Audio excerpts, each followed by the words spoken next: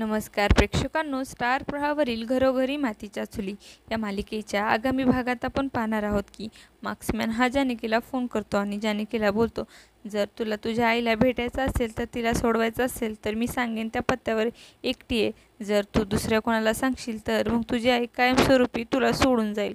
मंदिराच्या मागे भेटायला ये. आणि तेव्हा जानकी ही देखील अतिशय घाबरते. तर इकडे आपण पाहतो ऋषिकेश, सुमित्र, सारंग हे पोलीस स्टेशनमध्ये गेलेले असतात आणि पोलीस ते मार्क्समॅन आणि ऐश्वर्याच्या विरोधात तक्रार करतात. आणि ऋषिकेश बोलतो, एका बाजूला आम्हाला ऐश्वर्याने तर दुसऱ्या बाजूला मार्क्समॅनने वेठीस धरलं आहे. पोलीस त्यांना उत्तर देतो, माझी खूप इच्छा असून देखील मी तुमची काहीही मदत करू शकत नाही. तर इकडे आपण पाहतो जानकी मार्क्समॅनला भेटायला गेलेली असते आणि तेव्हा जानकी मार्क्समॅनला बोलते, तू माझी एवढी मदत का करशील? माझा तुझ्यावर विश्वास नाही.